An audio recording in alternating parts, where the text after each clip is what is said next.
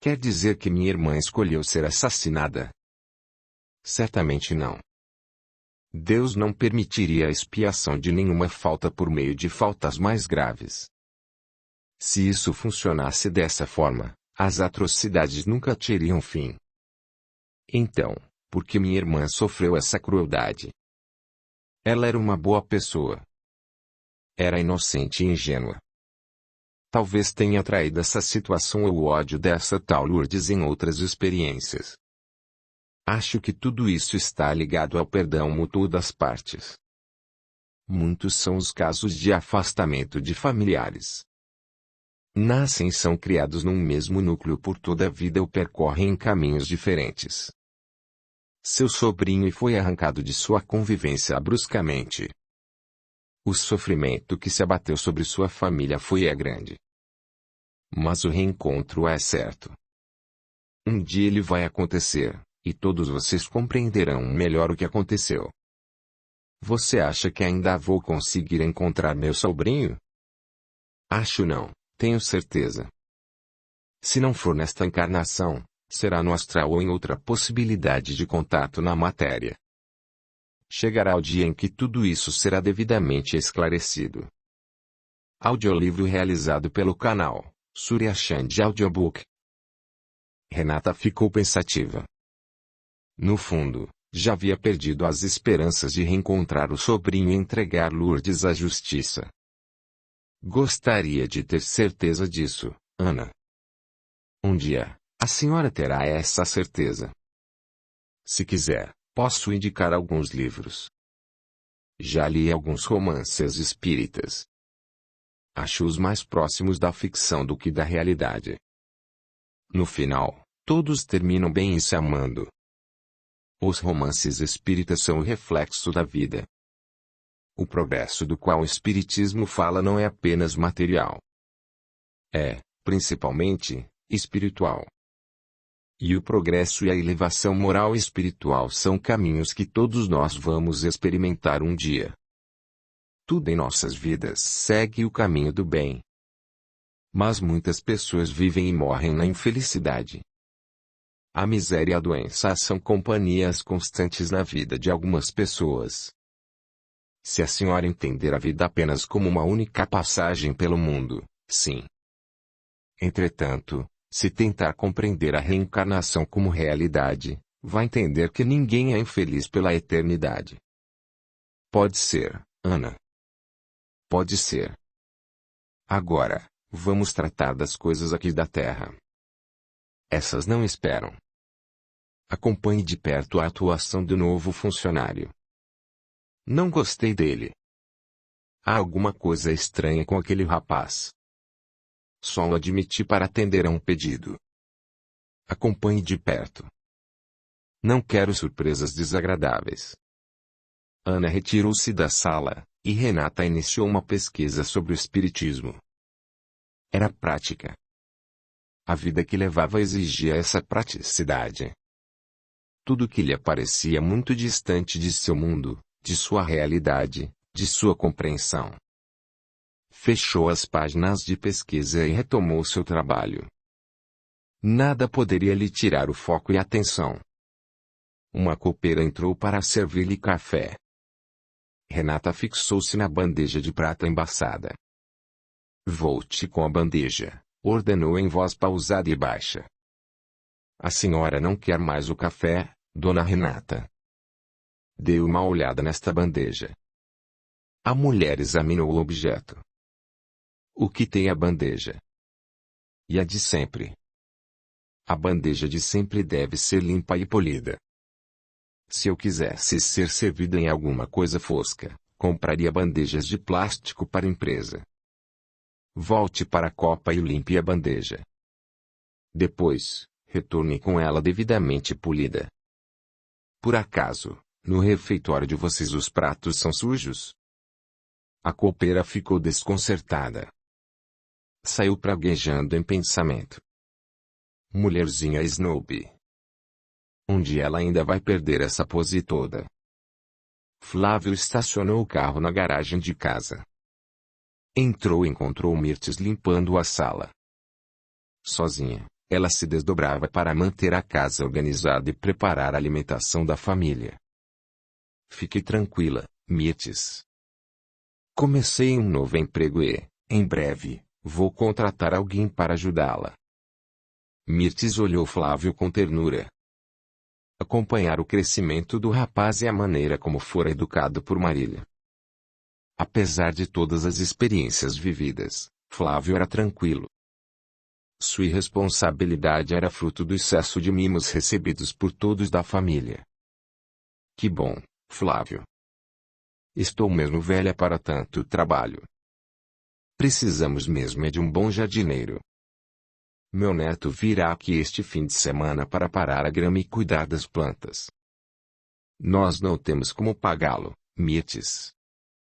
Ele não cobrará nada, Flavinho. Sabe que vocês estão passando por dificuldades. Vou separar algumas roupas que não uso mais. Será que ele se incomoda?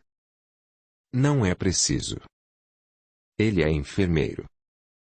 Não ganha muito, mas do jeito que trabalha, acaba ficando com um bom dinheiro no final do mês. Eu não tenho jeito para essas coisas, Mirtes. Não tenho mesmo. Eu sei, Flavinho. Eu sei. Não se preocupe com isso. Onde está minha mãe? E tio Hamilton? Sua mãe saiu ainda há pouco, e Hamilton está dormindo. Você sabe para onde ela foi? E sua mãe lá avisa para onde vai, menino. Flávio passou as mãos nos cabelos num gesto de preocupação, que foi notado por Mirtes. O que foi, Flávio? Posso fazer algumas perguntas? Claro que sim. Faça. Você trabalha aqui há muito tempo, não é? Trabalho, Flávio.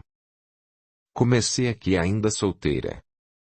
Perdi meu marido no ano em que você nasceu. Dona Leonora sempre confiou muito em mim. E minha mãe sempre foi assim? Assim como? Desse jeito. Nervosa, irritada, impulsiva.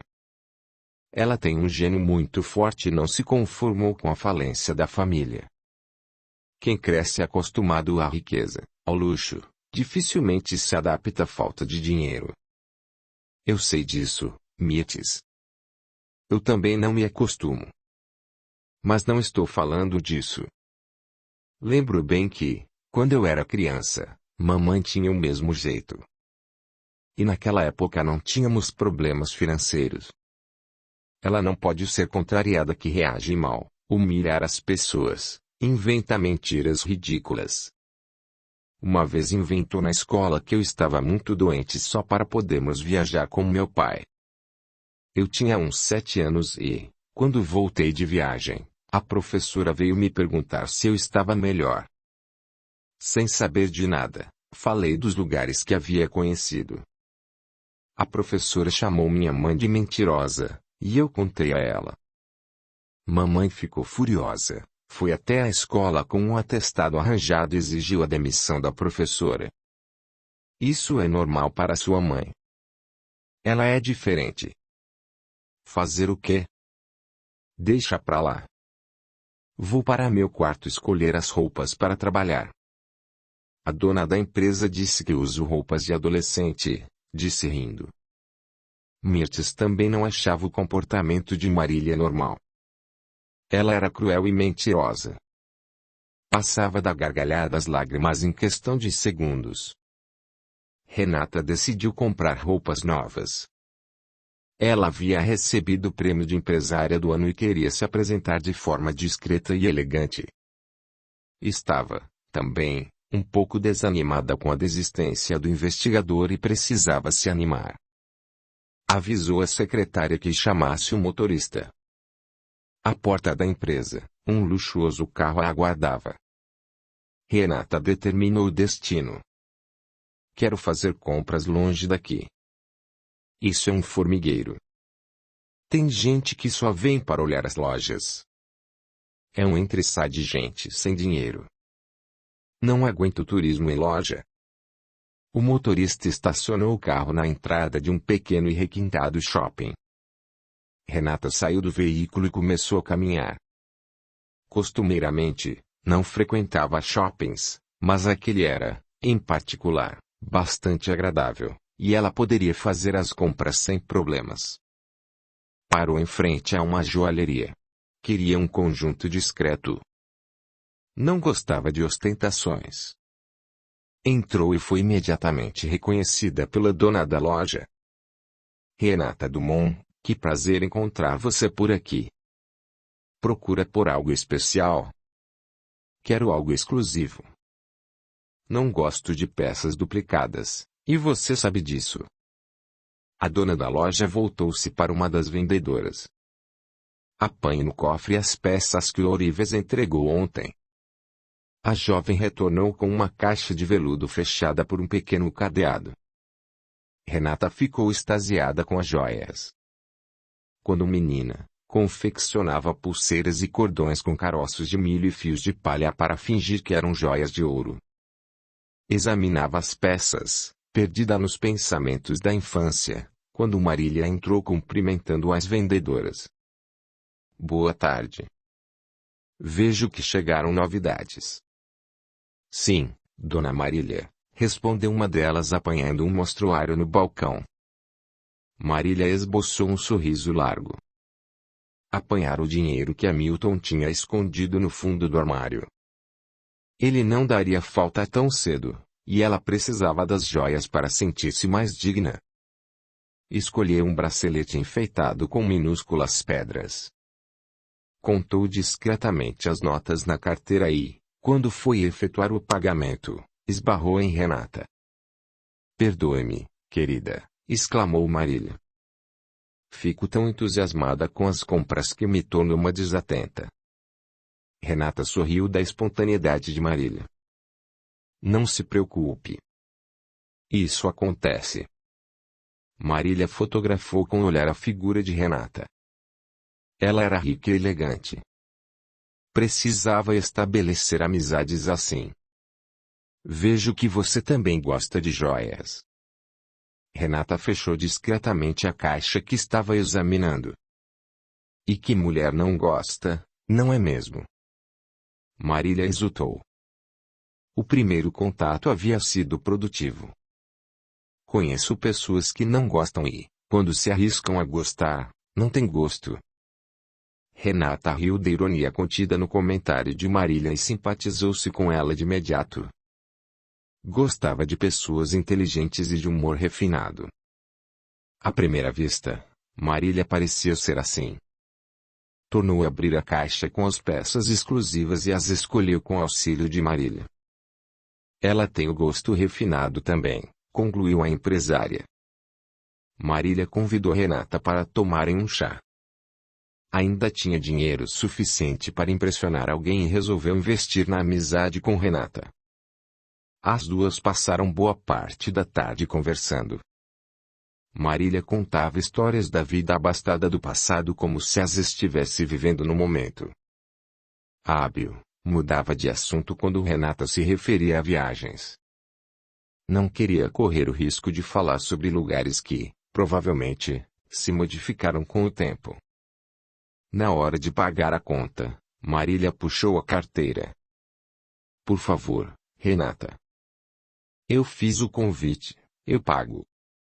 Renata agradeceu a gentileza. Estabelecera com Marília uma afinidade em comum. Ficaram conversando ainda por alguns minutos, quando Renata se despediu. Fique com o número de meu telefone, Marília. Poderemos marcar mais algumas tardes como essa. Quase não tenho tempo para conversar amenidades. Passo o dia todo trancafiada na empresa. Gosto muito do que faço, mas, às vezes, preciso espairecer um pouco. Marília anotou números, observou Renata se afastando e sussurrou. Acho que encontrei a solução para meus problemas. Gostei dela. Mas que ela tem cara de otária, tem. Marília ajeitou os cabelos e colocou a bolsa tiracolo de maneira descontraída. A entrada do shopping, Fez sinal para um táxi. Deu endereço ao motorista e ficou sonhando em como seria a amizade dela com Renata. Em alguns momentos, esboçava largo sorriso. O motorista tentou iniciar uma conversação. A senhora está feliz, madame? Marília tirou os óculos escuros que lhe adornavam o rosto maduro, de contornos impecavelmente preservados da ação do tempo. Por acaso eu disse que gostaria de conversar? O homem limitou-se a ficar em silêncio durante o resto do percurso. Flávio estava na janela do quarto quando avistou a mãe sair do carro. Ela parecia bem disposta, muito diferente do estado de ânimo apresentado pela manhã. O rapaz encaminhou-se à varanda para receber a mãe. Marília exultava. Meu querido, boa tarde. Oi, mãe. Boa tarde. Aonde a senhora foi? Parece tão feliz. Fui andar um pouco, meu filho. Fico entediada por passar tanto tempo dentro de casa. Acabei fazendo uma nova amiga hoje. Essa amizade vai me render bons frutos. Flávio sentiu o coração oprimido. Marília nunca conseguiu manter amizades por longos períodos. Quando a situação financeira da família estava estabilizada, as pessoas ainda se esforçavam para manter um convívio social com ela. Entretanto, após a morte do pai e a falência da empresa, todos que tentavam uma aproximação terminavam por se afastar.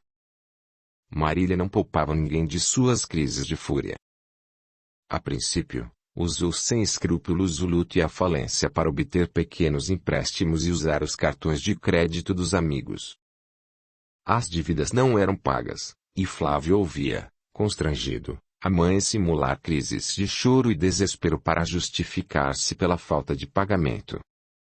Os que cobravam as dívidas contraídas por Marília com mais insistência eram despachados por ela aos berros e com ameaças de serem processados por constrangimento.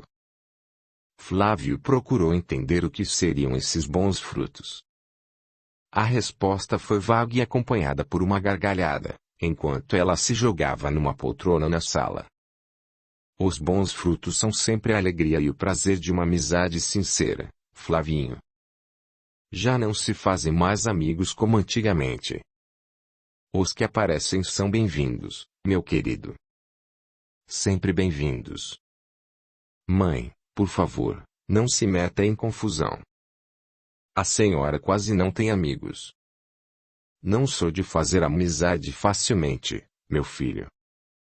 Amizade você não faz mesmo.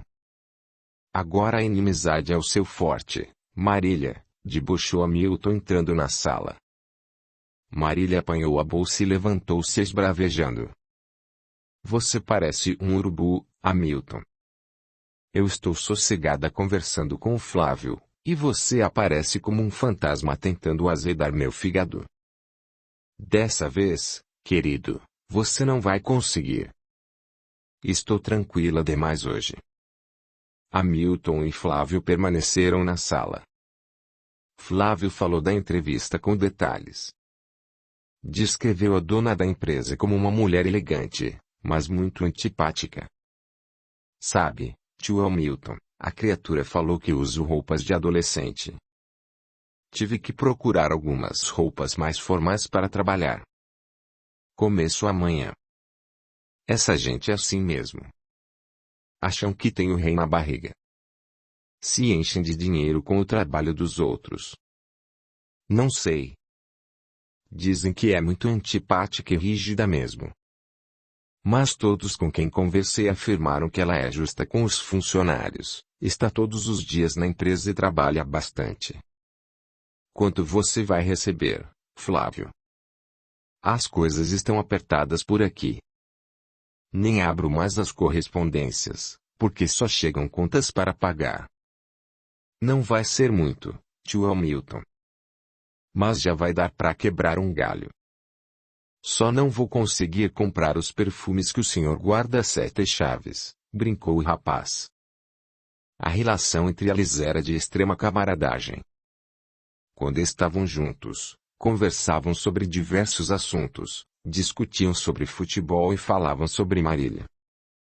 Os dois a amavam de forma sincera e intensa e, igualmente, eram amados por ela. Flávio jamais questionara a maneira como a relação entre a mãe e Hamilton havia se iniciado. Sempre tivera muita afinidade com o ex-mordomo. O pai era distante e estranhamente fraco. Hamilton era o modelo que Flávio adotara para a própria vida.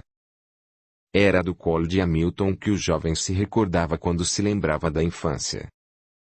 Com ele, aprendeu a jogar futebol, a nadar na grande piscina da casa. Nos primeiros anos da adolescência, foi Hamilton quem o apresentou à vida sexual. Constantemente à revelia de Pedro, os dois saíam para prostíbulos refinados. A morte de Pedro apenas serviu para colocar Hamilton oficialmente no lugar que ele sempre ocupou: o de homem da casa. Mirtes chamou Flávio para lanchar, e o rapaz foi para a cozinha. Achava desnecessário que ela o servisse na sala de refeições. A pompa havia ido embora junto com o dinheiro da família. O contato com a empresa de Renata fez o rapaz refletir sobre a própria vida e sobre o descaso dirigido à empresa do pai. Julgava-se culpado por não ter acompanhado mais de perto aquilo que seria a sua herança. Agora se via obrigado a trabalhar para alguém, com obediência a rígidos horários, disciplina e outras tantas formalidades que repudiava. A figura de Renata era nítida em sua mente e, embora tenha reconhecido nela algo familiar, o contato inicial lhe causara certo receio. Hamilton subiu e pegou Marília experimentando o bracelete comprado. Ela, apesar de todos os reveses, mantivera-se linda e sedutora. O comportamento de Marília desafiava a autoconfiança de Hamilton. Conhecia bem a esposa e sabia muito bem que ela não hesitaria em criar situações para sair dos momentos difíceis vividos desde a falência da empresa. Tinha receio de que ela encontrasse algum homem pelo caminho que se dispusesse a ajudá-la. Hamilton não queria ser traído. Como você conseguiu o bracelete, Marília? Com que dinheiro? Qual é o golpe agora? Essa joia estava emprestada com uma amiga. Eu esqueci que havia emprestado. Mas ainda existem pessoas honestas no mundo, querido. Ela me ligou e quis vir até aqui para me devolver o bracelete. Preferi marcar em outro lugar. Esta casa está num estado deplorável. Num canto, o espírito de José incitava o ciúme de Hamilton. Na erraticidade, durante anos em busca de vingança, tanto ele quanto Maria do Amparo aprenderam a manipular energias e intuir pensamentos com a finalidade de desestabilizar o casal. As orações sentidas de Mirtes neutralizavam aquelas ações por determinado tempo, porém, o comportamento do casal renovava a força dos dois e facilitava a influência que exerciam. Hamilton puxou Marília pelo braço, virando-a de maneira brusca. Olha aqui, Marília, sei a cadela que você é. Não adianta tentar me enganar com suas mentiras, porque conheço melhor do que ninguém suas artimanhas. Não tente me enganar ou me passar a perna. Você não sabe o que sou capaz de fazer se descobrir que estou sendo traído. Marília mostrou-se ofendida. Desvencilhou-se de Hamilton, empurrando-o sobre a cama. E você, seu caipira, sabe exatamente o que sou capaz de fazer caso me sinta ameaçada por algo ou alguém, gritou, conciliando de maneira impressionante a raiva contida na ameaça ao gesto calmo e meticuloso com que guardou o bracelete. Hamilton saiu do quarto batendo a porta. Na copa, Flávio e Mirtes permaneciam conversando já acostumados às discussões na casa. Daqui a pouco, mamãe começa a quebrar mais alguma coisa, Mirtes. Se ela continuar com esse quebra-quebra, qualquer dia não teremos mais nada em casa. Termine seu lanche e vá descansar. Amanhã você começa uma nova vida. Deixe seu Hamilton e sua mãe pra lá. Depois eles se entendem. Flávio riu. Mirtes estava certa. Embora as brigas entre Hamilton e a mãe fossem constantes, as reconciliações ocorriam naturalmente. Eles brigavam, Marília gritava, quebrava algumas coisas, tomava calmantes e dormia. Hamilton, por sua vez, saía de casa para evitar outros confrontos e depois retornava como se nada tivesse acontecido. O barulho de objetos sendo atirados contra a parede e no chão foi ouvido por Mirtes e Flávio sem surpresa. Não falei, Mirtes. Amanhã você confere o estrago que ela causou dessa vez. O pior, Flavinho, é que não tem quase mais nada para ela quebrar, brincou Mirtes. Depois disso, vem o silêncio e a certeza de que os calmantes já fizeram efeito. Eu vou subir. Quero ouvir um pouco de música para relaxar. Amanhã preciso estar inteiro para pegar no pesado. Flávio beijou a testa de Mirtes. Tinha por ela extrema gratidão por não ter abandonado a casa, mesmo sem receber os salários. Mirtes ocupara na vida de Flávio o lugar que seria de Leonora, e ela tinha consciência disso. Acompanhou o rapaz subir as escadas e ouviu quando ele fechou a porta do quarto. Antes de se recolher, acendeu uma vela em frente à imagem de Nossa Senhora e rezou pedindo paz e tranquilidade para a vida da família que abraçara como sua. No quarto de Marília, José e Maria do Amparo sentiram-se enfraquecidos. Para se fortalecerem, buscavam relembrar passo a passo o dia em que perderam a vida no corpo físico. Experimentavam o gosto amargo do veneno, a agonia da morte, a impotência diante da visão do pequeno Mário sendo levado nos braços daquela que chamavam Lourdes. A memória da noite de tempestade aumentava o ódio nos dois que, dele se alimentavam. Mirtes, sonolenta, mal conseguia balbuciar para terminar a oração iniciada. Deitou-se na cama sem ao menos retirar a colcha bordada e dormiu pesadamente. Ao seu lado, envolvida por um facho de luz, Leonora acariciava-lhe a cabeça, agradecida pelos esforços da fiel servidora. Capítulo 14. Flávio transitava pela Dumont e Martins sem grandes problemas. Era simpático e muito carismático. Procurava ser eficiente em todas as tarefas desempenhadas. Os colegas de trabalho não lhe poupavam elogios. Renata antipatizava claramente com o rapaz e, embora o chefe do departamento onde Flávio atuava não se cansasse de apresentar relatórios sobre a desenvoltura e o crescimento profissional dele, ela não se dava por satisfeita. Sempre que o encontrava nos corredores da empresa, buscava humilhá-lo publicamente. Criticava a roupa usada por ele, sua maneira de andar, a falta ou a presença de um sorriso, a caligrafia. Tudo era minuciosamente analisado pela empresária com a clara intenção de despedi-lo. Flávio tinha ímpetos de pedir demissão, mas já se acostumara com o dinheiro todo final de mês e com as vantagens oferecidas pela empresa. Prometera a si mesmo que iria reconstruir o patrimônio da família e, para isso, precisaria trabalhar. Aguentava com firmeza as humilhações sofridas, e esse comportamento exasperava cada vez mais Renata.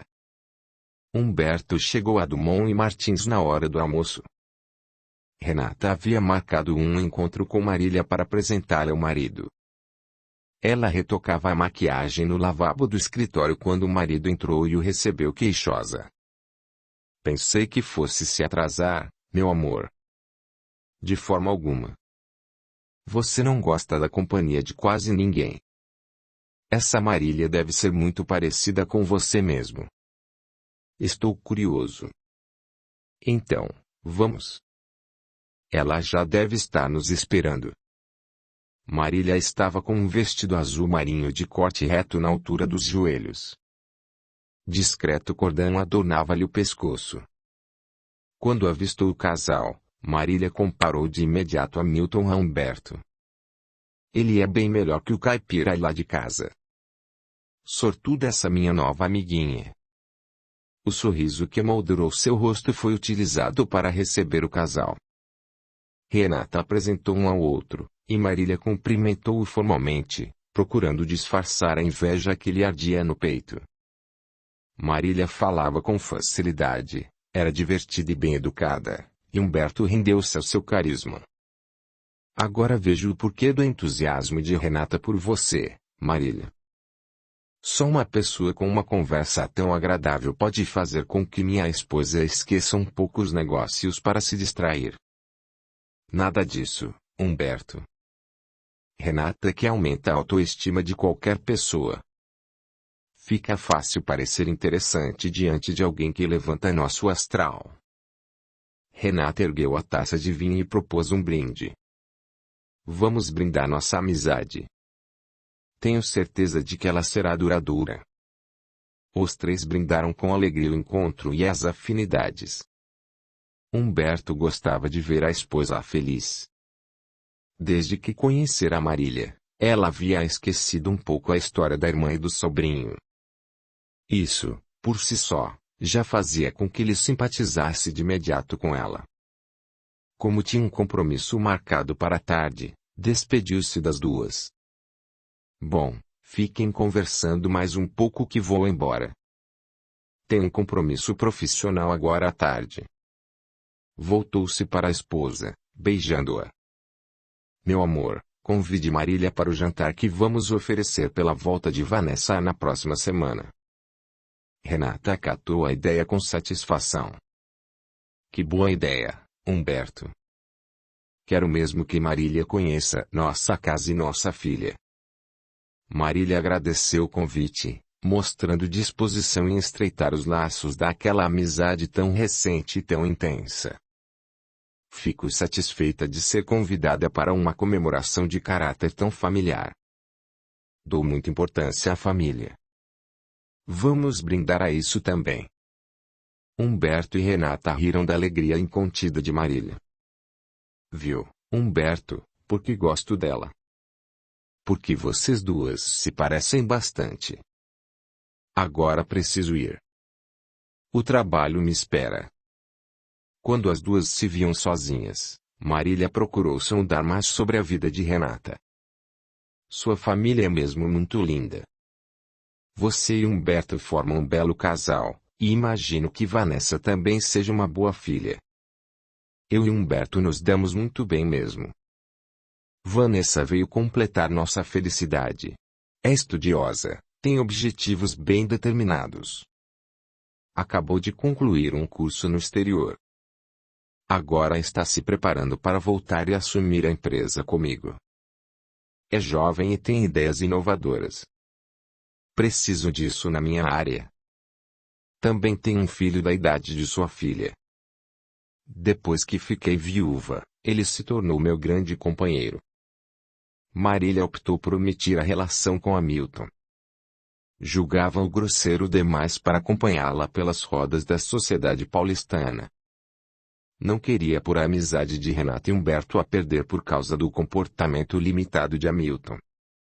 Também não queria correr o risco de descobrirem que Hamilton era o ex-mordomo da casa. Isso, para ela, seria vergonhoso. Renata quis saber mais sobre a vida de Marília após a perda do marido. Depois que Pedro morreu, você nunca mais teve ninguém? Não se sente solitária? Não, Renata. Os relacionamentos hoje são todos baseados no interesse. Eu amava muito meu marido. Não consigo me imaginar ao lado de outro homem. Sabe aquela coisa do primeiro namorado, do primeiro e único homem? Sei bem o que é isso. Humberto foi meu primeiro namorado também. Nunca tive nenhum outro homem na vida. E como vocês se conheceram? Aqui em São Paulo mesmo? Não. Eu morava em uma cidadezinha do interior baiano, chamada Monte Santo.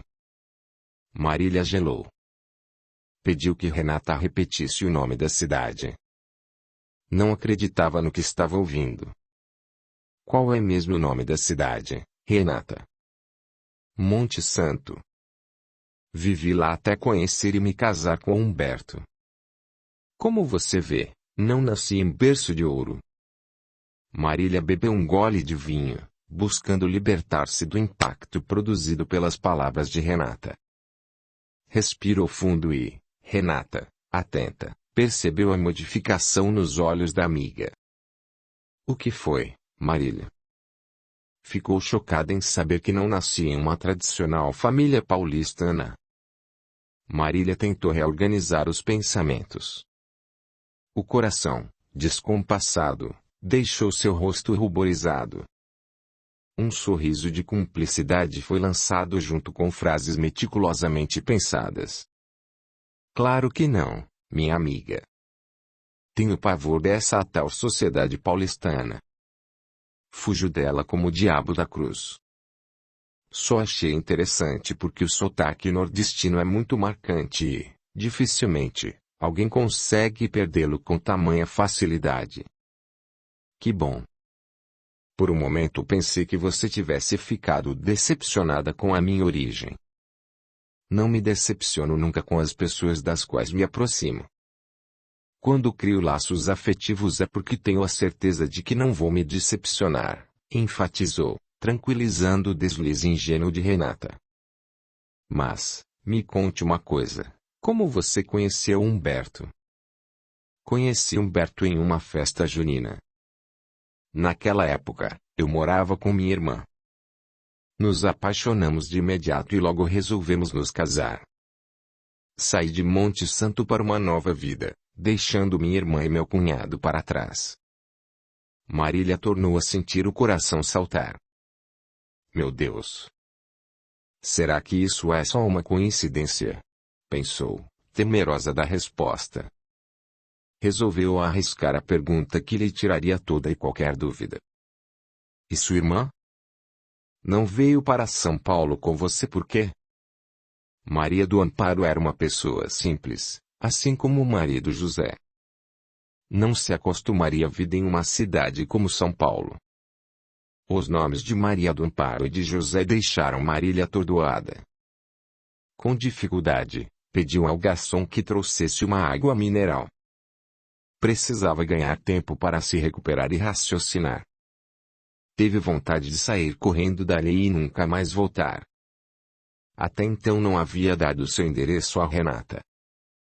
Mudaria o número do telefone e alegaria uma viagem ao exterior. O garçom chegou com a água e a serviu. Marília observou uma lágrima discreta no rosto de Renata. Naquele momento, teve certeza de que a nova amiga era a irmã de Maria do Amparo. Ajeitou-se na cadeira e segurou as mãos da amiga. Renata, por que essa lágrima? Alguma recordação triste?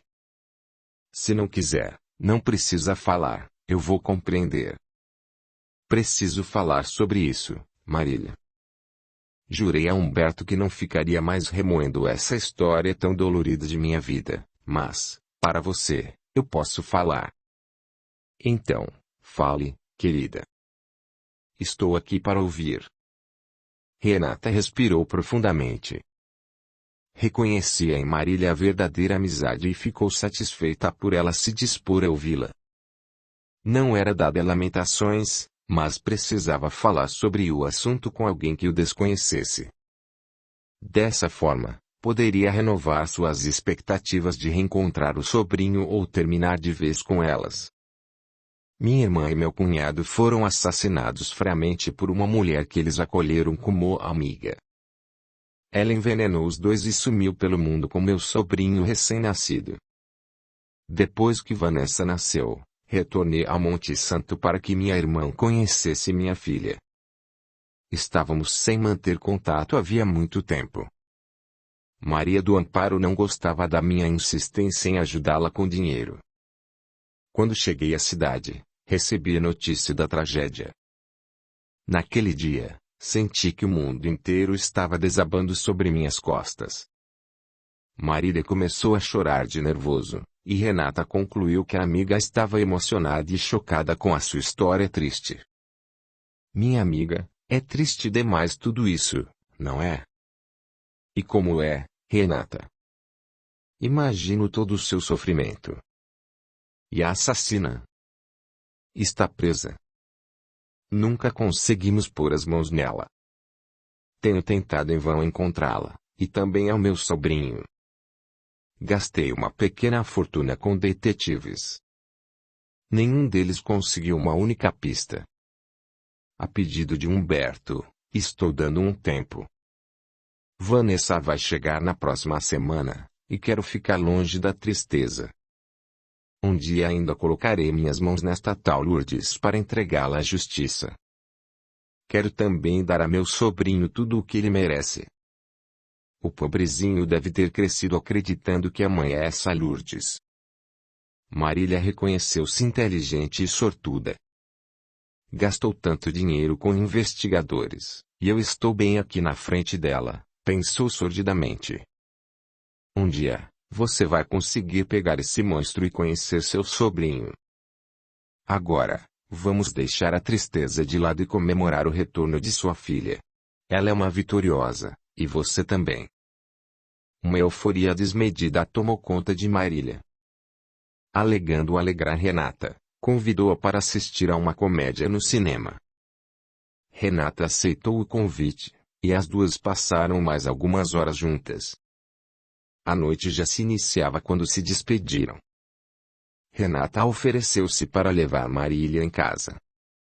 Depois de meu desabafo e de nossas risadas, a única coisa que posso fazer por você é levá-la em casa.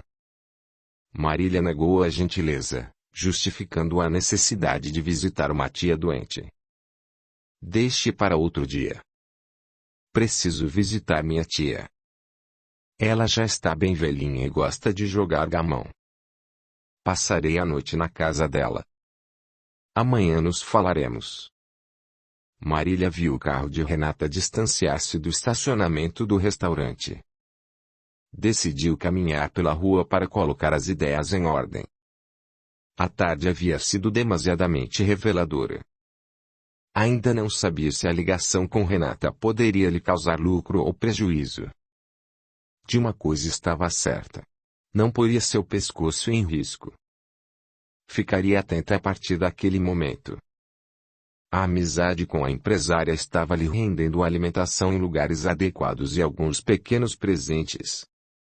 Aproveitaria ao máximo tudo que a vida estava oferecendo a ela. Sabia que ter um inimigo por perto é bem melhor do que tê-lo longe. Próxima de Renata, poderia interferir na sua ânsia de encontrar a responsável pela morte de Amparo e José. Enquanto durasse a amizade entre as duas, ela tiraria proveito de todas as oportunidades. Renata enfrentou o trânsito de São Paulo com paciência. A conversa com Marília fez muito bem a ela. Esperaria mais um pouco para dar continuidade às investigações. Dessa forma, poderia aproveitar a chegada de Vanessa e planejar novos investimentos na empresa. Colocou uma música para tocar no rádio do carro e tamborilava os dedos no volante acompanhando o ritmo da canção. Quando se deu conta, pingos grossos de chuva caíam sobre o para-brisa do carro. Em minutos, a noite de São Paulo foi entrecortada pelo caos no trânsito e no céu. O temporal deixava mais uma vez as ruas da cidade alagadas. Renata não estava acostumada a dirigir. Tinha sempre um motorista à sua disposição, mas a independência e o desprendimento de Marília despertaram nela um desejo de viver de forma mais simples. Justamente naquela noite havia dispensado os serviços de empregado. Com o engarrafamento gigantesco que se formara, Renata olhou em derredor para buscar uma alternativa, pois o receio de ficar à mercê de assaltantes e a possibilidade de uma enchente eram grandes. Logo, avistou ao seu lado direito uma casa de 2 andares toda iluminada. A construção era bem simples, e ela viu aliviada que havia uma pequena fila na porta. Rapidamente, estacionou o carro e abriu o vidro. Um homem de meia idade segurava um guarda-chuva, dando abrigo para as pessoas que estavam na fila. Ela não titubeou. Senhor, estou um pouco nervosa com a chuva. Este é um prédio comercial. O homem aproximou-se do carro com um sorriso no rosto. Não, senhora. A única coisa que não fazemos por aqui é comércio. Se a senhora quiser, Começaremos nossa reunião daqui a pouco. A senhora pode entrar e esperar esse temporal passar. Renata fechou o carro e seguiu com o homem. Uma pequena assembleia esperava numa espécie de auditório. Todos se mantinham em silêncio. Garrafas de água eram colocadas numa mesa forrada com uma toalha branca, ao lado de pequenos cálices. O homem recomendou: espere a chuva passar. É muito perigoso andar pelas ruas de São Paulo com um temporal desses. O que vai acontecer aqui? Alguma palestra? Tenho medo de atrapalhar. Sente-se ali, disse o homem. Fique tranquila porque ninguém atrapalha ninguém aqui. Esta é uma casa espírita, mas se não for do seu agrado, há uma pequena sala lá nos fundos, e a senhora pode esperar lá. Renata sentiu um grande alívio ao saber que poderia aguardar o fim da tormenta de forma segura e decidiu acompanhar os trabalhos de maneira respeitosa. Uma mulher, aparentando 30 anos, colocou-se à frente do auditório e fez uma rápida prece. Em seguida, um jovem se pôs a falar pausadamente sobre a necessidade do perdão. Atribuiu ao cansaço a sonolência repentina que acometeu. Ouvia a voz melódica do rapaz falar sobre misericórdia. A misericórdia é o complemento da brandura. O ódio e o rancor não residem no coração dos homens elevados. Infeliz aquele que diz: eu nunca perdoarei. Renata sentiu alguém tocar-lhe o ombro delicadamente. Sem graça, percebeu que havia cochilado e procurou desculpar-se. Desculpe. Acho que peguei no sono. Estou muito cansada. Não precisa se desculpar de nada. Vá até lá e beba aquela água. Vai lhe fazer bem, apontou uma senhora. Renata manteve-se em silêncio na pequena fila formada à frente da mesa com as garrafas de água. Na sua vez, bebeu a água do cálice. Sentiu-se com as energias renovadas e, com alegria, constatou o fim da chuva. Procurou pelo homem que a acolheu e não o encontrou. Na porta, uma pequena placa indicava o nome do centro espírita. Ela pegou uma agenda na bolsa e anotou o número da casa. No dia seguinte, contaria à secretária sua experiência. Marília andava em casa de um lado para o outro. De frente para o espelho, sobre a cômoda, falava com sua própria imagem sem parar. Perguntava a si mesma que atitude tomaria em relação a Renata. Ter descoberto a irmã de Amparo deixara-a vulnerável. Desnorteada, desferiu um soco no espelho. Um gemido de dor foi ouvido por Flávio, que passava pelo corredor. O rapaz abriu a porta e deparou-se com os estilhaços de vidro no chão e a mão de Marília sangrando. Mãe! O que você fez dessa vez? Você está machucada. Olha isso. Pegou o lençol que forrava a cama e amarrou na mão de Marília, pedindo que ela ficasse quieta por alguns instantes. Foi até o banheiro e pegou material para fazer curativo. Marília ficou apática com a presença do filho. Limitava-se a chorar. Inutilmente, Flávio perguntava o porquê da atitude tão violenta contra ela mesma. Enquanto você estava quebrando pratos e vasos de porcelana, tudo bem. Mas agora você se machucou. Pare com isso. Você acaba prejudicando as pessoas que a amam de verdade. Meu filho, eu amo tanto você. Nunca me abandone, por favor. Nunca vou abandonar você, mãe. Nunca. Marília repousou a cabeça no colo do filho até adormecer. Quando Hamilton chegou, encontrou a cama suja de sangue e os dois dormindo abraçados. Certo de que Marília havia tido mais uma de suas crises, dormiu no quarto de Flávio. Maria do Amparo e José se revoltaram, vendo-os abraçados com tanto carinho. Marília passou toda a noite em estado de semivigília. Tremores por todo o corpo faziam com que ela acordasse a todo momento. Quando a luz da manhã iluminou o quarto, Flávio acordou sobressaltado. Perdera a hora para o trabalho. Arrumou-se rapidamente e saiu. Renata encontrou Flávio na hora em que ele estacionava o carro. Olhou para o relógio e, em seguida, para o rapaz. Vejo que o atraso faz parte de seus hábitos. Dona Renata, tive problemas com. Não quero saber de seus problemas, meu caro. Você é que não ganha para ter problemas. Resolva-os fora do horário de expediente. Mais um atraso, e você vai para a rua. Cabisbaixo e abatido, Flávio respondeu com um resignado sim, senhora. Marília acordou com a mão dolorida. Olhos inchados e vermelhos denunciaram o descontrole da véspera. Precisaria dormir mais um pouco, de maneira mais relaxada, para conseguir organizar o pesadelo que estava vivendo desde a revelação de Renata. Apanhou a cartela de comprimidos e tomou, como sempre, mais de um. O sono pesado e livre das sensações de medo relaxou pouco a pouco as áreas tensionadas do corpo de Marília. Hamilton e Mirtes não ousaram tentar acordá-la. Silenciosamente, Mirtes recolheu os cacos espalhados pelo chão. Flávio estava ansioso pelo horário do almoço.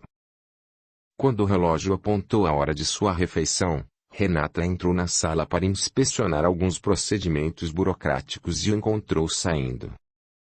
Você vai aonde, rapaz? Estou na hora do meu almoço, dona Renata. É isso mesmo que estou ouvindo.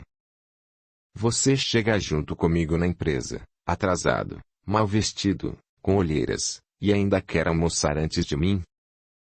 É isso mesmo. Dona Renata, não faço questão de almoçar. Tive problemas com minha mãe e preciso ligar para casa. Só isso. Levarei apenas um minuto para saber se ela está bem.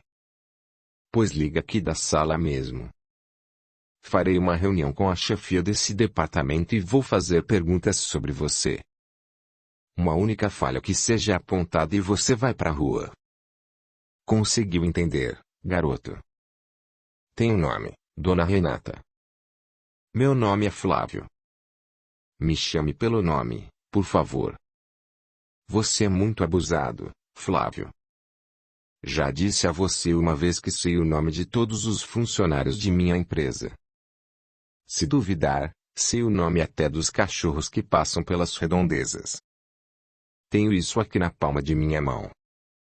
Renata falava de forma pausada, quase sussurrando. Não fosse o rubor no rosto de Flávio, ninguém que passasse por perto imaginaria o que ela dizia. Quando percebeu que Flávio já se encontrava no limite da exaustão emocional, Renata entregou-lhe o telefone sem fio sobre a mesa da recepcionista do andar. Vá fazer sua ligação e volte para trabalhar. Flávio pegou o telefone e digitou os números com ansiedade. Do outro lado da linha, Mirtes avisou que Marília ainda dormia. Fique calmo, Flavinho. Qualquer coisa, eu ligo para você. Por favor, Mirtes. O telefone da empresa está anotado na agenda do escritório que era de papai. Me ligue quando ela acordar. Flávio passou o resto do dia arrastando o sofrimento pelo descontrole da mãe. No meio da tarde, Marília despertou animada e solicitou a Mirtes o café da manhã. Já são quase 3 horas, dona Marília. É melhor almoçar logo. Quero meu café da manhã no quarto, Mirtes. Estou cheia de planos. Flávio ligou preocupado com a senhora. Ele se preocupa à toa. Estou bem. Muito bem por sinal. O futuro está todo na minha cabeça. Mirtes olhava desconfiada para a patroa. Um dia antes, o descontrole fez com que se machucasse e acordara como se nada tivesse acontecido. Hamilton entrou no quarto cumprimentando Marília com ironia. O que houve dessa vez, Marília? Os lençóis estavam sujos de sangue, e você e Flávio dormiram abraçados. o que você aprontou para o menino dormir em sua cama? Não aprontei nada. Que mania de achar que estou sempre envolvida com coisas ruins. Você é um verdadeiro atraso em minha vida. E esse espelho quebrado? Vai me dizer que foi o Flávio? O espelho? O que você tem com o espelho? Ele é do meu quarto. Faço o que quiser com minhas coisas. Hamilton se exaltou. Olha, Marília, enquanto você não atingia o Flávio com suas loucuras, tudo bem. Vasos se quebram e são jogados fora, mas gente não. É para isso que você fez tudo aquilo. Para fazer o rapaz conviver com essas loucuras. Não fale do passado, Hamilton. Você também está envolvido nele. Fui enganado, e você sabe disso. Não tive nenhuma opção. E quem vai acreditar nessa história, querido? Mirtes estava descendo as escadas e ouviu a discussão. Sempre desconfiara da chegada repentina de Marília com o filho e das ligações que ela fazia para o pai. Ao ouvir as acusações de Hamilton sobre o passado, guardou a certeza de que algo muito ruim havia sido feito por Marília com auxílio de Rodolfo e a cumplicidade de Hamilton. Audiolivro realizado pelo canal Surya Chand Audiobook. Na colônia espiritual Campo da Paz, Pedro era assistido em seu despertar para a nova vida. Ficara anos embriagado pela ilusão de a morte ser o fim. Mantivera-se, em razão dessa crença, adormecido. Devidamente acompanhado por amigos e com a intervenção de Leonora, Pedro tomava consciência de que a vida é eterna. O homem piscou lentamente e olhou ao redor. Encontrava-se deitado em uma cama simples, mas extremamente confortável. Na cabeceira da cama, Leonora cumprimentou-o sorridente. Até que enfim, meu querido. Achei que não queria despertar mais. Pedro esfregou os olhos para se certificar de que aquela visão era real. Leonora percebeu sua aparente angústia. O que foi, Pedro? Não gostou de me encontrar? Pedro sentou-se na cama. Sentia-se mais leve e com as ideias bem organizadas. Recordou-se do dia em que deixou o corpo, das inúmeras tentativas de falar com a esposa, do olhar perdido de Flávio. A certeza de que havia deixado a família em situação difícil o atormentou por muito tempo. Perseguido por sua própria consciência e pela raiva incontida por descobrir as atrocidades cometidas por Marília, vagou durante algum tempo nas regiões umbralinas. Cansado, não hesitou em aceitar as mãos iluminadas de um grupo de socorristas. Naquele momento, sob o céu de nuvens de chumbo, julgou ter encontrado o descanso eterno e adormeceu, permanecendo nesse estado por longo período. Com carinho, dirigiu os olhos profundamente azuis a Leonora. Há quanto tempo estou aqui? Você está aqui pelo tempo necessário, Pedro. Não importa muito a quantidade de dias, meses ou anos. É a senhora que está cuidando de mim? E meus pais, onde estão? Seus pais estão no lugar mais adequado a eles neste momento, e eu, sempre que o trabalho me permite, venho ver você. Trabalho? Que trabalho, dona Leonora? Sei muito bem que a morte atingiu meu corpo através da doença. Passei muito tempo vagando por um lugar horrível. Tentei inúmeras vezes retornar à nossa casa, mas nunca consegui. Agora, trabalho depois da morte também já é demais. Fui um fracasso vivo, que dirá morto. Leonora riu da maneira como Pedro se referia à própria condição. Para muitos desencanados, a ideia de continuar trabalhando depois da morte era incompreensível. Aceitavam, sem muita dificuldade, a transição entre o mundo material e o mundo espiritual. Entretanto, enxergavam a nova condição como prenúncio para o ócio eterno. Ela própria passara por aquelas interrogações. Pedro, meu querido amigo. Aqui a vida continua da mesma forma. Temos obrigações prazerosas a cumprir, e o auxílio ao próximo, o estudo e o progresso são nossos companheiros constantes. A porta do quarto foi aberta por um jovem moreno, cabelos cacheados, barba semicerrada. Leonora abraçou-o amorosamente. Meu irmão. Veja, nosso Pedro acordou de vez. Está cheio de perguntas. O jovem aproximou-se da cama onde Pedro mantinha-se sentado. Pedro, beba esta água. Trouxe também algumas flores para enfeitar seu quarto. Vou colocá-las nesta cômoda. Pedro apanhou o copo e sorveu o líquido vagarosamente. Voltou-se para o rapaz para perguntar-lhe o nome, e ele se antecipou à pergunta. Muito prazer. Meu nome é Micael e trabalho nesta ala do Centro de Recuperação da Colônia. Pedro depositou o copo sobre a bandeja e animou-se a fazer mais perguntas. Seu nome é de origem russa? Micael acatou a pergunta sorridente. Sim, Pedro. Meu nome é russo. Há quanto tempo você está aqui, Micael? Eu diria que há algum tempo, mas o tempo não importa muito, você não acha? Dona Leonor acabou de me dizer a mesma coisa. Mas você fala com um sotaque que combina com seu nome. Não nos modificamos muito por aqui. Algumas experiências vividas na carne são tão fortes que acabamos por nos apegar a nomes e sotaques. Você viveu na Rússia? Perguntou Pedro curioso. Micael coçou a barba e passou os dedos pelos cabelos compridos. Vivi.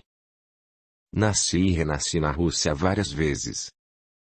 Estou na colônia Campo da Paz me preparando para reencarnar, em breve, no Brasil. Preciso experimentar outra maneira de viver e de ser. Escolhi o Brasil por ser um país plural, com um povo menos rígido e com ideias mais liberais. Necessito da mesma experiência que você experimentou em sua última encarnação. Pedro dirigiu um olhar interrogativo a Leonora, e ela interrompeu a pergunta que viria. Micael, nosso amigo já pode sair deste quarto. Há uma autorização para que ele comece a conhecer a colônia. Vamos. Pedro seguiu-se e, após visitarem as praças principais, pararam frente a um imenso lago. Leonora pediu. Pedro, preste muita atenção às imagens que surgirão nas águas deste lago. Você já está há muito tempo aqui, é hora de conhecer seu passado e entender todos os fatos que deram origem aos acontecimentos desta vida. O coração de Pedro descompassou, sentiu um frio na barriga e um medo inexplicável. Ia pedir para que aquilo não acontecesse, mas, sem que pudesse mais se expressar, as águas do lago transformaram-se em imagens. Imagens essas que Pedro, tentando ganhar coragem, começou a ver. Se inscreva, e ative o sininho para receber as notificações de novos audiolivros. Curta, comente, compartilhe, e deixe o seu gostei, assim você estará ajudando o canal a crescer. A gratidão é o caminho da evolução. Capítulo 15. São Petersburgo, recém-fundada, estava em festa naquele 13 de janeiro. A chegada de um novo ano era comemorada pelos seguidores de Pedro I, o Grande. Em frente à Catedral de Pedro e Paulo, grupos de famílias nobres faziam-se distinguir dos mercadores e dos vendedores de chá. Andrei e Alexandra esperavam com ansiedade a chegada de Georgieva. Já passava da hora marcada pelos dois para que ela chegasse com a criança. Alexandra agarrou o braço do marido e apontou para o meio da multidão. Micael e Semyon aproximavam-se com ares de nervosismo. André recebeu os dois com aspereza. Onde está a criança? Estou aqui com o dinheiro conforme havíamos combinado. Micael ia começar a falar, mas foi bruscamente impedido por Semyon. A mulher quer o dinheiro antecipado, senhor. André respondeu colérico. Sem a criança, não faremos negócio e não haverá dinheiro. Micael compreendeu o que o amigo tentava fazer. Sabia que Georgieva havia desistido de entregar o filho recém-nascido para o casal em troca de algumas moedas de ouro, mas Semyon resolveu arriscar-se para obter algum lucro. Vamos para um lugar mais discreto. Parece que a senhora não está muito bem. Alexandra chamou por Andrei. Vamos logo, Andrei. Não temos mais como esperar. Dê o valor que estão pedindo para pegarmos logo nosso filho. Toda a corte está ansiando pela chegada de nosso herdeiro. Não tenho mais como levar esta gravidez falsa adiante. Temo que uma das amas acabe descobrindo e nos desmascare. Você sabe muito bem que esses tártaros fazem qualquer coisa para conseguir algumas peças de ouro.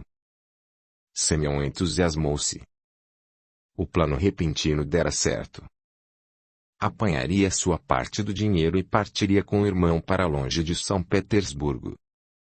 Conhecia bem a fúria dos nobres e sabia que quando o golpe fosse descoberto, ele e Mikhail estariam em maus lençóis. Se contasse a Andrei da desistência de Georgieva, certamente perderia a oportunidade de encontrar outro bebê. Bom, Sr. Andrei, sem parte do ouro, nada será feito. Georgieva precisa dessa garantia. Teme entregar o filho e não receber. Alexandra puxou o pequeno saco de couro em que Andrei guardava as moedas de ouro e apanhou um punhado delas. Tome, rapaz, e volte com a criança. Semyon agarrou as moedas e voltou-se para o casal. Amanhã, neste mesmo horário, trarei o bebê. Sinalizou para o velho amigo e saiu andando com calma. Mikhail advertiu-o. Se eles descobrem essa traição, perderemos a cabeça. Você sabe o quanto esses nobres são vingativos. Semyon pegou uma pequena moeda e apertou entre os dentes. Veja só, meu amigo, é verdadeira. Acabamos de conquistar uma pequena parte de São Petersburgo. Não brinque, Semyon. Eles nos apanham num único bote. Não conseguiremos nem gastar isso tudo. Amanhã, quando não aparecermos, vão nos caçar como ratos. Os olhos azuis de Semyon cintilaram quando ele respondeu com firmeza. Iremos embora hoje mesmo. Ninguém nos encontrará. Vivemos uma vida miserável por aqui. E para onde vamos? Para os montes Urais. Dali para sairmos dos domínios do imperador é um pulo. Bons cavalos, algumas provisões para a viagem e pronto. Não precisaremos mais nos preocupar com os míseros cobras com que nos pagam pelo trabalho. Mikhail animou-se com a perspectiva de recomeçar a vida em outras condições. Não conhecia Andrei, nem Alexandra, portanto, não teria motivos para guardar qualquer peso ou arrependimento na consciência e achava que, ao final, Georgieva e Nicolau acabariam vendendo o filho, pois viviam, igualmente, em situação miserável.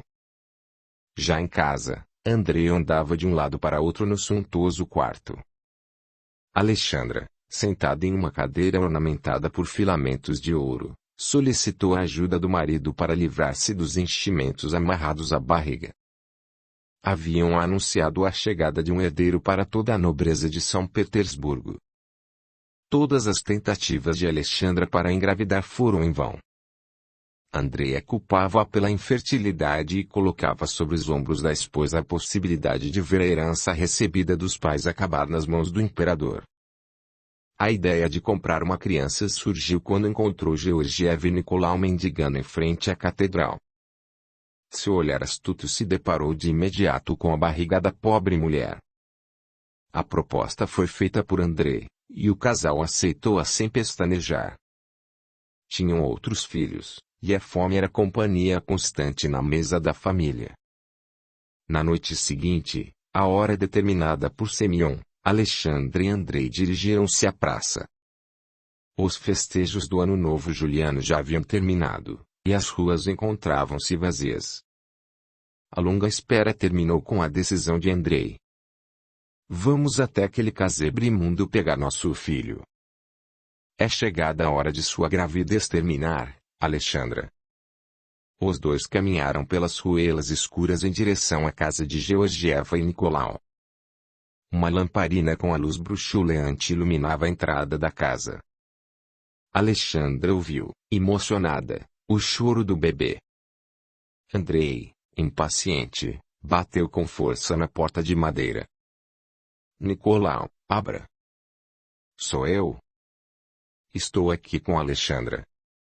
Georgieva apertou o pequeno filho contra o peito. Não vou entregar nosso filho, Nicolau. Avise que não vou entregar nosso filho. Nicolau abriu a porta com os olhos cabisbaixos. Senhor, mandamos avisar por Semyon e Mikhail que não iríamos mais vender nossa criança. Alexandra encheu-se de ódio. Como é? Meu marido pagou a quantia que vocês pediram como adiantamento a Semyon e Mikhail ontem. Não há mais como voltar atrás, homem. Não recebemos nada daqueles dois. Ontem, mandamos recado de que não mais queríamos entregar nosso filho. Andrei percebeu que havia sido enganado por Semyon e Mikhail. Pois bem. Se eles levaram dinheiro e não entregaram nada a vocês, o problema não nos pertence. Fizemos um acordo, e essa criança nos pertence, gritou Andrei, arrancando o bebê dos braços de Georgieva e entregando para Alexandra. Nicolau agrediu Andrei, tentando impedir que os dois saíssem com o bebê. Alexandra avistou um machado duplo usado para cortar lenha encostado a um canto da parede. Aproveitando-se da histeria de Georgieva diante da situação, ajeitou o pequeno menino no braço esquerdo e com o outro apanhou o machado, desferindo um golpe mortal na cabeça da mulher. Nicolau soltou Andrei quando viu a mulher arrastar-se pela parede com os olhos arregalados pela dor. Agarrou-se ao corpo de Georgieva gritando por seu nome, numa tentativa de fazê-la voltar à vida. Andrei, aproveitando-se do desespero de Nicolau, tomou o machado da mão de Alexandra e golpeou o homem. Com o bebê nos braços, Andrei e Alexandra deixaram para trás os corpos de Nicolau e Georgieva. No castelo onde residiam, tudo já estava preparado para que Alexandra desse à luz o filho que esperava. Andrei trancou-se no quarto com a esposa, acomodou-a na cama junto ao bebê e, com um pequeno punhal, fez um corte na própria perna. Precisaria sujar os lençóis com sangue para simular o parto de Alexandra. Tirou as vestes do franzino menino e embrulhou-o numa manta cuidadosamente salpicada também por sangue. Em seguida chamou alguns serviçais. Com alegria, todos se confraternizavam com o nascimento do herdeiro de Andrei e Alexandra. Como se chamará nosso filho, Andrei? Perguntou Alexandra com as lágrimas escorrendo pelo rosto. Alex. Nosso herdeiro será conhecido por todos como Alex. Alexia foi criado com profundo amor por Alexandra e preparado por Andrei para administrar as terras e o ouro que seriam dele como herança. Já contava 20 anos de idade quando encontrou o corpo do pai nas imediações do castelo, vítima de uma emboscada tramada por camponeses. Com a morte de Andrei, Alexandra foi tomada por intensa tristeza. Negava-se a comer e começou a definhar pouco a pouco, até que, numa madrugada gélida, a morte tirou de Alexia a mãe tão amada. Alexandra, durante a agonia da morte, recordou-se com pavor do crime cometido por ela e por Andrei para conseguir um herdeiro. Após o desligamento do corpo, viu-se numa região desconhecida. Uma mistura de lama e gelo envolvia seu corpo, exalando um cheiro fétido. Acostumada ao brilho do ouro e ao conforto do linho e das peles usadas para protegê-la do frio, a mulher gemia desnorteada. A agonia experimentada parecia interminável. Procurava por Andrei desesperadamente. Guardava a esperança de que, ao encontrar o marido, conseguisse se livrar daquelas sensações. Sussurrava o nome dele sem parar. O amor que outrora os uniu em momentos de felicidade os juntou novamente na tristeza. Nas mesmas condições de Alexandra, Andrei vagava pelas regiões umbralinas, no espaço astral da Rússia. Durante anos, Georgieva e Nicolau aguardavam a chegada dos algozes do passado para conseguirem vingar-se. Da mesma forma que haviam se acostumado à vida miserável quando encanados, também se adaptaram à miséria de sensações experimentadas no umbral. Inúmeros grupos de socorristas tentaram se aproximar dos dois para conduzi-los a uma colônia de tratamento, porém, a sede de vingança os mantinha estacionados, ansiando pelo desencarne dos inimigos. Com os pensamentos recorrentes de arrependimento de Alexandre e Andrei pelo crime praticado, foram facilmente atraídos pelo casal. Nicolau exultava cada vez que conseguia atormentar e perseguir seus assassinos. Alexia caminhava pelas ruas cobertas por densa camada de neve com facilidade. Cresceu vendo o pai agir daquela forma e repetia, inconscientemente, os mesmos gestos e as mesmas atitudes. Tornou-se solitário e se angustiava com a ausência dos pais.